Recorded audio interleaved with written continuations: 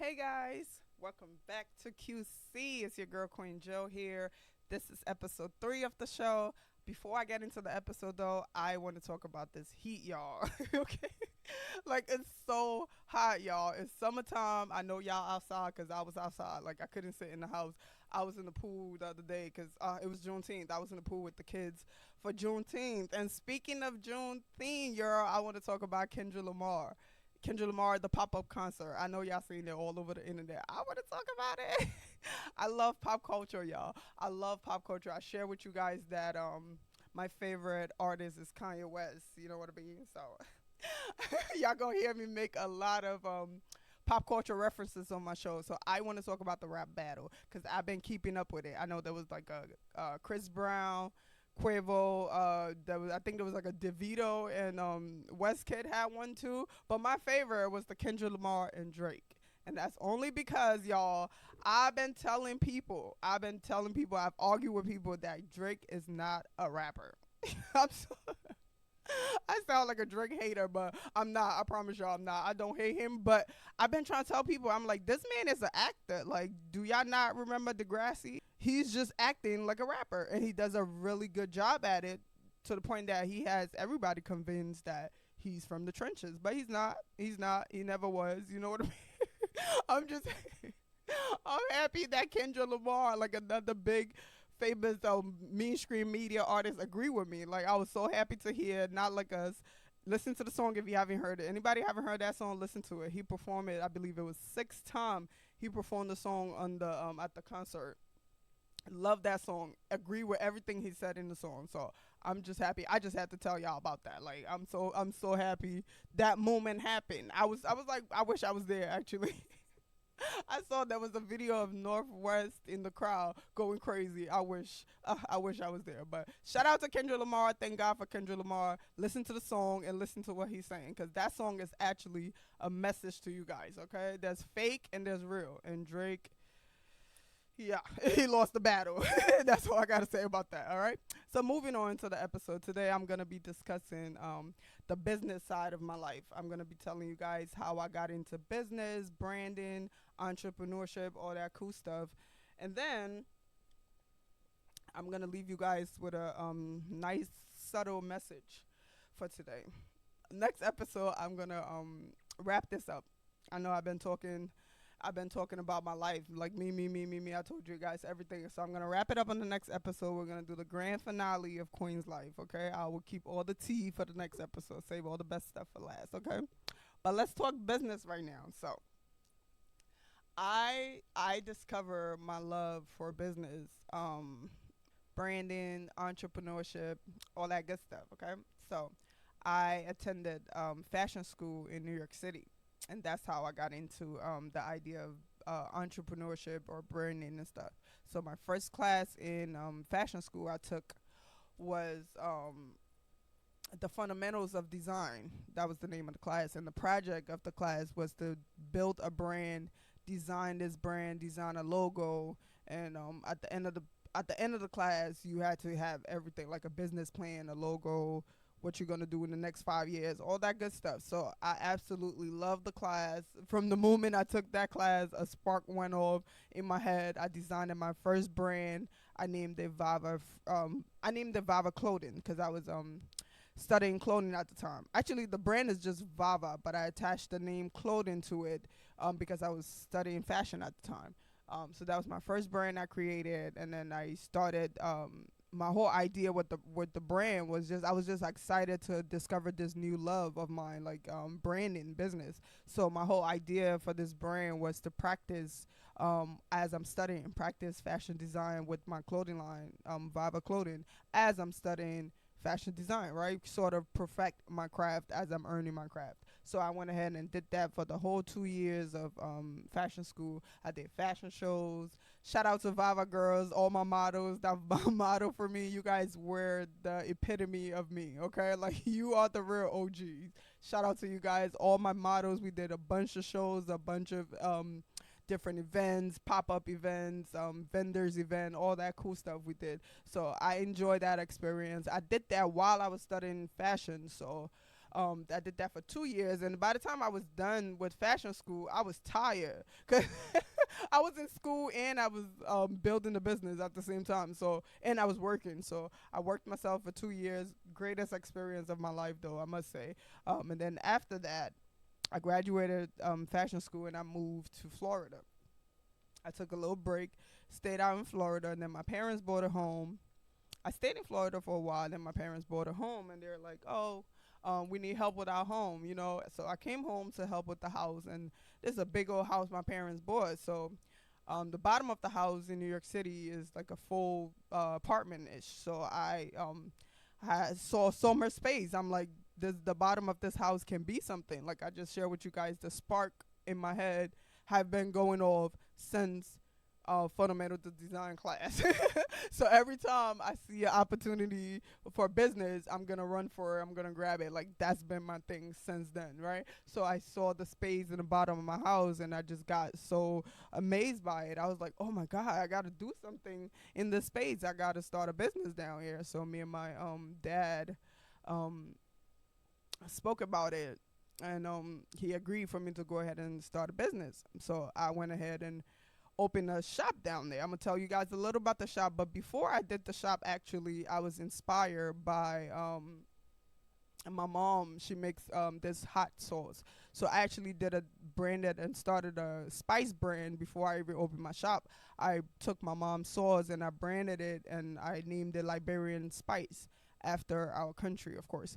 Um, so that was actually after Vava, I did Liberian Spice, and then I opened my salon, my home based salon. So the spice is actually available now on Etsy still, so you guys can check it out if anybody is into hot sauce. And I'm just gonna tell you guys about my salon story. I opened my salon in 2019. 2019, I opened the salon. I named it Jess. It's named after me. It's JEHSS, but it actually stands for Joe at a Home Salon Studio. Okay, so all of my clients call me Jess. They think that's my name, but it's actually an acronym. But anyway, so I opened my shop and I was like at the beginning stage of hairstyling or braiding. Like I didn't really know how to braid too well, or at least not well enough to open a whole salon, right? So I went ahead and I did it anyways because that's who I am. I'm always challenging myself to do things. So I opened my shop. I started handing out flyers. I set it up real nice to the T, like don't play games. Had the hair washing spot going, got the big old mirrors going, got the stylist chair, all that going on. So I went ahead and started looking for hairstylists to work in the shop because, like I just shared, I wasn't at the professional stage yet of hairstyling. So my idea was to open this shop, being inspired, of course, by the space in my house and my community. I forgot to mention, I was inspired by the community around me. I didn't see any like within the couple of blocks up and down from where my parents bought my house, I didn't see any like urban hair salons anywhere in the area. So that was another inspiration for me. I'm like, if I do like a braiding thing down here, that's gonna work because this is a community of urban people, so they need to style their hair and they do all these hairstyles. So I went ahead and ran with that idea and I opened the shop. And then I started looking for stylists to work in my shop. I started handing out flyers for stylists and flyers for clients as well. And God bless me.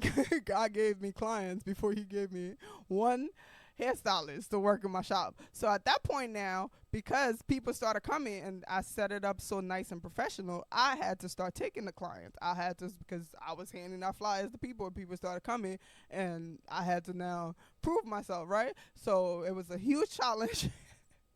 It was a little bit of a challenge, y'all. I just want to tell y'all it was a little bit of a struggle to get it started. So like for the first like 3 months, I had people coming because I opened the shop in June of 2019. So it was summertime. Everybody's outside. You know, everybody be outside in the summertime. So everybody need their hair done. So they was coming, and I was like, oh snap. I'm not really able to do this stuff. So like people started walking out on me, and it got hard, y'all. So I was like, uh-uh. I gotta close down. So I shut down. I stopped taking clients, and I started perfecting my braiding skills. I started practicing. I practiced on my daughter. I had like 2, 3 mannequins going. I practiced on my mannequins. You know what I mean? All different braiding techniques, different hairstyles, all kinds of stuff, right? So by like 6, 7 months running into me running the shop, and then I started taking clients. Actually, I did well enough. I practiced for like a few months, and I was good enough to start doing the basics, right? So I started accepting people for the basic of the basic, and I was still looking for hairstylists to work in the shop. So this was a big thing for me, and I'm choosing to expand on it a lot because this was my first like brick and mortar entity. Like, though it was my home, but it was still my first actual thing that I physically, my first physical business. So I was very proud of it, and I actually, like, I was giving it like the do or die energy. It had to work out. I was not taking no for an answer, and I would have to pay for the space. Like, people think I don't pay for the space because it's my parents' house. Like, no, honey, we immigrants. We can't. They can't afford the house. I need to pay. I pay. I pay for that space. So the idea of running the space, like, it's not like Donald Trump dad giving him a space to run for free, right? I had to make it work because otherwise I was coming out of my pocket to pay for this space. So as with any business, which is what was great for me, and I looked at it as another practicing moment, because if I had opened a salon outside, I would have had to pay rent too, right? So that was a great motivation for me to make sure that it worked out. So after like 6 or 7 months of running the shop by myself, another shop actually closed down, like a little farther from mine. So the shop closed down, and the girls from the shop were really good hairstylists, so they needed a place to go. And because I was doing so much promotion looking for people, pretty much everybody knew I had a shop at that point. So somebody sent the girls my direction. Girls hit me up, and we started working together, and stuff got better a little bit because they actually brought a client in. So shout out to the 3 girls that was working in my shop. I must say 2 of them came from the shop that closed down, and then one of them came from me doing my promotions looking for hairstylists. So big shout out to those 3 girls. They was there for about a year. We all 3 of us was working the shop. It was successful. It was great. And then COVID happened. COVID happened, and the girls had to leave. But then COVID was a blessing, and not a blessing, but somewhat a blessing, because the girls left, and then people actually needed their hair done because the rest of the other salons had to close down. I closed down too, which is why the girls had to leave. But then people needed their hair done. Life, we didn't know when COVID was gonna be over. Life had to move on, so people started hitting me up, and I started taking clients. I started taking pretty much like everybody client. Like, the girls was there, their clients was coming back. When they left, the people were still coming back to the shop. My clients that I got from promoting came back to the shop. And then after COVID, the shop got so busy. Actually, during COVID, the shop got so busy, I was able to quit my job, because when the girls was working there, I had a job. So they were working in there, and I'll pop in here and there, take a few clients, just to build up my skills and stuff. So when they left, now the shop got so busy, I had to quit my job and run the shop full time. So phenomenal experience. That's why I say COVID was a blessing in disguise, because you know what I mean. I don't know how else I would have had that opportunity to do that. So, and I love doing that. I love that experience of working for myself, working from home. You know what I mean? My kids are there with me. I don't have to pay for babysitters because I'm always home. I'm making my money right in my home. Like, I love it. And I love the experience too of meeting my community. Like, that's pretty much what happened, because these are people from like all around Staten Island that I like, amazing people. I didn't even think, I'm like, how else would I have met these amazing group of people had I not pushed myself to do this, right? So I love the experience of working from home, starting my own business and working hard to make it successful. I love my clients. They are so amazing, y'all. I'm telling y'all, just the best people Staten Island has to offer have walked into my shop. I'm telling you, these people are so lovely. They love my space. They respect my space. I've actually not, like, I can't remember any like terrible dispute I've ever had, like any drama.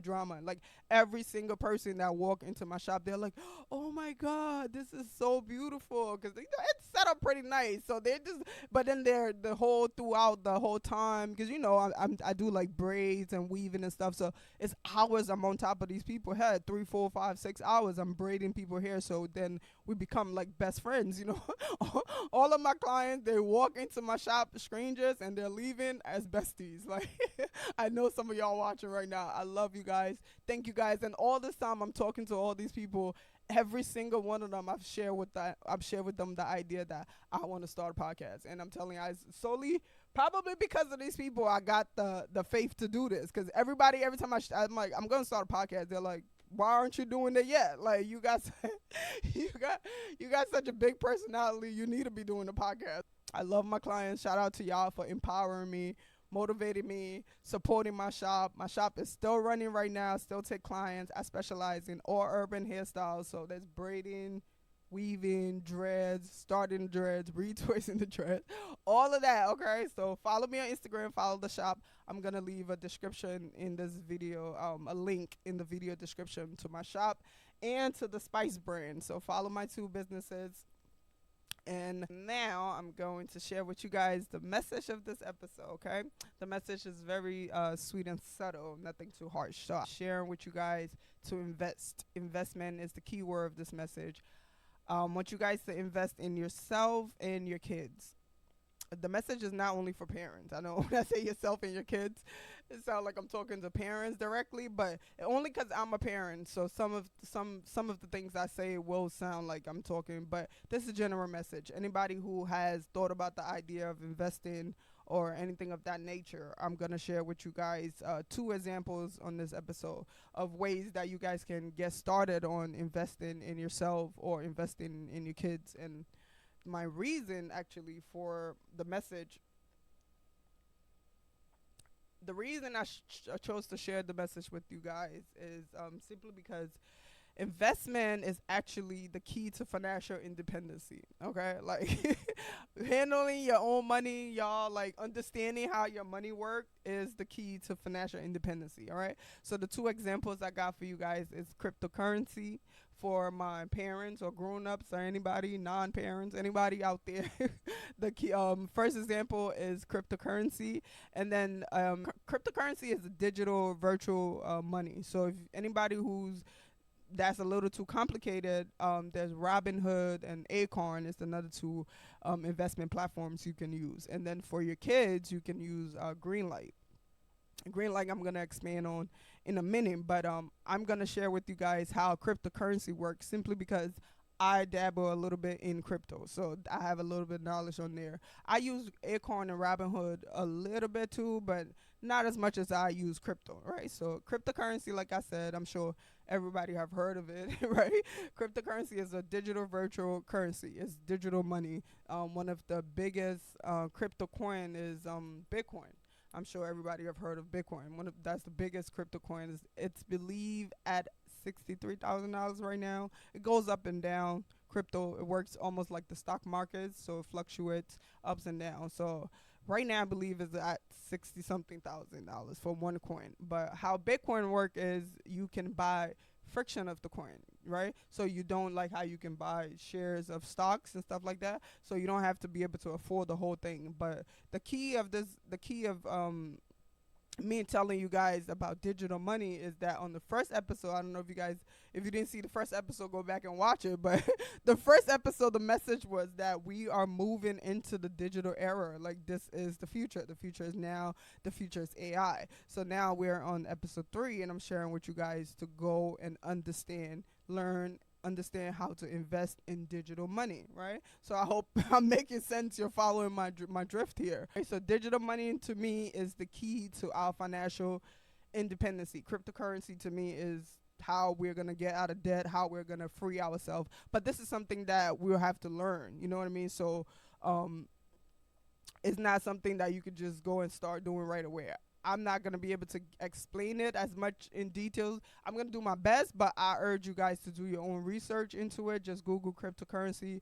You know what I mean? See how that works. See, you can download one of the platforms that you can start off. I use this platform as well. It's Coinbase. Coinbase is an app. They have an app and a website, I believe. I use the app. So you can use Coinbase to start like investing in cryptocurrency. You can buy Bitcoin or friction of Bitcoin on Coinbase. You can buy, there's a whole bunch of different coins on Coinbase. There's Ethereum, Solana, XPR, a whole bunch of them. So you could buy a whole coin. Some coins are like what, 50 cents. There are coins for 50 cents. There's coins for like $150. There are coins on there. Ethereum, I believe, is at 3,000. So you know what I mean. You can buy friction of the coin, or you can buy the whole coin. So this is once again cryptocurrency, solely electronic money. It's digital money, and it's something I believe we need to start investing. We as a people need to start investing into it. And lastly, for my people who be worried about the government controlling everything, that's another reason why you can invest in crypto, because cryptocurrency is on a decentralized network. All right, so ain't nobody got you. Ain't nobody got your business. Ain't nobody know your business. Nobody know your bank account amount. You know what I mean? So that is the key. That's why, to me, that's the key to financial freedom. So go ahead and look into that. And for your kids, I mentioned earlier, Greenlight. Greenlight is a simple, easy tool. It's actually just a debit card. Greenlight is just a debit card for kids. So I actually have Greenlight. I got the card for my 9-year old. It was just her birthday, and we've been using it for a couple of months now. And I'm telling you guys, y'all, if I haven't been, I'm not gonna tell y'all anything that I don't do myself, right? Because that's gonna be fake. No fake news. I'm only sharing with you guys what has worked for me. So I'm telling you guys, the most easiest thing to use, Greenlight. It's so easy. It's so simple. Couple of months now, what the card does is allow you to teach your kids like how to manage money, how to save their money, how to invest their money, and all that good stuff. Pretty much just how to understand how money work. And like I said, I've been using it with my daughter for a couple of months, and I'm telling y'all, I can already see the difference. It's a whole new woman, y'all. She don't went to a whole nother level of responsibility. I have all these choices on there for her that she have to do every day. You know, little basic things like washing the dishes, doing the homework. On Sunday, she has to read 3 pages of a book, stuff like that. And then she gets paid for these choices. That's the cool part about it. Like $2, $3, she get paid for each choice that she do. And then on the other hand, the app allows you the Greenlight. The card has an app that allows you to do these things. So the app allows you to create jobs on there as well. So the jobs are different from the choices, but you get to set a price point of how much they make from each job, and the choices, how much they're gonna make, and all that good stuff. And then what I've noticed with my daughter is her actually understanding the value of money, because she's been, like I said, she's been keeping up with this thing. Like, I don't even got to remind her to do her chores no more. She's on top of it. She goes on her app, she clicks it off. On Friday, she gets paid. So we have this little routine where every time I pick her up from school, I'll take her to a drive-through and buy her like McDonald's or something. So now that since we had the card, and she did a couple of months with the card, so she got a good little bit of money. Every time I take her to McDonald's, I let her do the transaction. And y'all, y'all gotta see her face every time she realized how much money McDonald's cost me to get it for her. And I'm like, oh, that's amazing. Like, as early as 9 years old, she's understanding how $5, one trip to McDonald's, her $20 now $5 because she ordered a whole meal and a drink, stuff like that. So that's what Green Light does for you, and that's why I chose to share that with you guys. And you know, with the kids too, also the sooner the better. So like I said, 9 years old is a great start. You can start at 6. You can pick your own age, but our parents didn't have the opportunity to do this with us. They didn't have the resources. They didn't have the platform. So I believe now, us as parents now, it is our duty to do that. You know what I mean? There's so many different things. Greenlight is only one, and it's the one that I use. So I'm sure probably there's other platforms out there similar to this. Matter of fact, if you know of anything that's similar to Greenlight, drop a comment in the comment section. Let me know. Let me try it out, because I'm open for new ideas.